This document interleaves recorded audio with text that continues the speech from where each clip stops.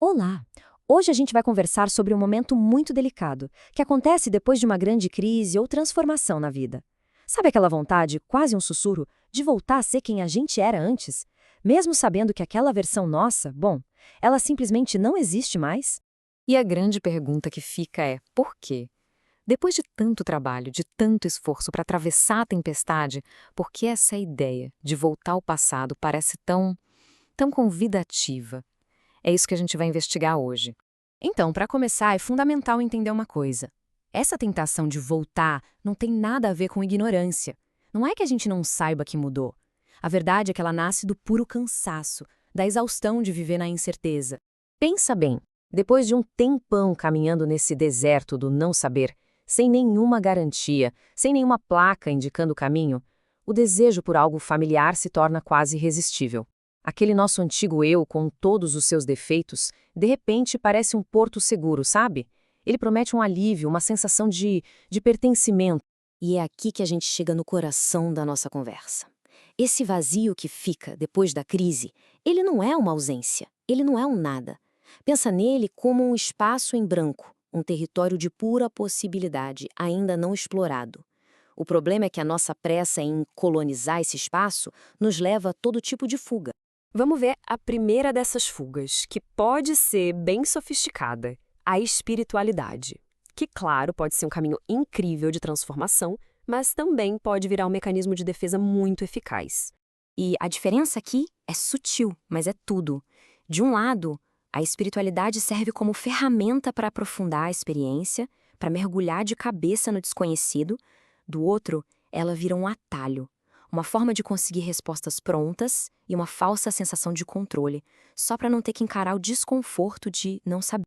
E como é que a gente percebe isso na prática? Bom, a gente começa a usar umas palavras sagradas para maquiar a dor, sabe? Aquela angústia vira: é o ego, a tristeza vira a falta de fé. E, principalmente, surge uma pressa em dar respostas, em ter uma explicação para tudo. Em vez de ficar no mistério, a gente usa o sagrado para preencher o vazio e voltar a sentir que entende o que está acontecendo. Agora, a segunda forma de escape. Essa é uma que, nossa, todo mundo pode reconhecer de alguma forma. É usar os relacionamentos, as conexões com outras pessoas, para não ter que ficar a sós com os próprios sentimentos. E muitas vezes as conexões são super intensas, não são superficiais. A diferença está na função delas. Um encontro de verdade genuíno gera troca, crescimento. Já a fuga afetiva, ela funciona como uma anestesia. A gente usa a presença da outra pessoa para preencher o nosso espaço interno para não ter que sentir o que precisa ser sentido. Os sinais são bem claros, né? A outra pessoa vira uma muleta para as nossas instabilidades. Começa a bater um medo terrível do silêncio, da distância, da perda. A conexão serve basicamente para abafar o barulho aqui de dentro. E o resultado? Muitas vezes, a gente reativa padrões antigos de dependência e interrompe o processo de aprender a se sustentar por conta própria. E chegamos à terceira fuga, talvez a mais sutil de todas: a pressa. Aquela necessidade urgente de agir, de decidir, de organizar tudo, só para recuperar a sensação de que estamos no controle da situação. E, de novo, não estamos falando de ser uma pessoa produtiva.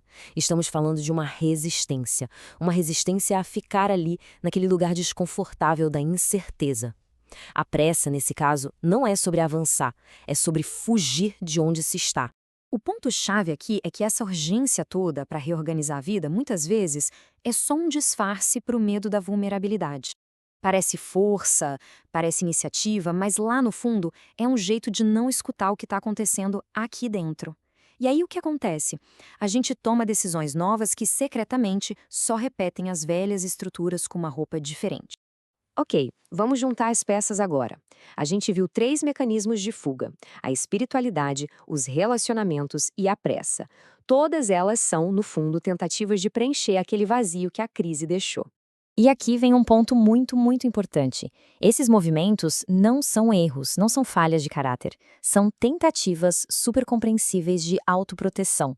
Pensa bem, quando a gente sente que perdeu o chão, é natural procurar qualquer coisa para se agarrar. Então, o verdadeiro desafio se resume a uma escolha. Uma escolha silenciosa, interna. O primeiro passo é só isso: reconhecer a fuga quando ela aparece. E o segundo passo, que é o mais difícil, é escolher conscientemente permanecer no desconforto sem sair correndo para preencher o vazio. É dar tempo para que algo realmente novo possa nascer daquele espaço. E isso nos traz de volta para aquela ideia central que agora faz muito mais sentido. O vazio não é um inimigo que precisa ser destruído. Ele é um campo fértil. E colonizar esse campo cedo demais, com as mesmas respostas de sempre, impede qualquer coisa nova de crescer. Para a gente fechar, fica essa reflexão. E se o maior perigo nessa jornada de transformação não for o vazio em si, mas a nossa pressa desesperada de fugir dele?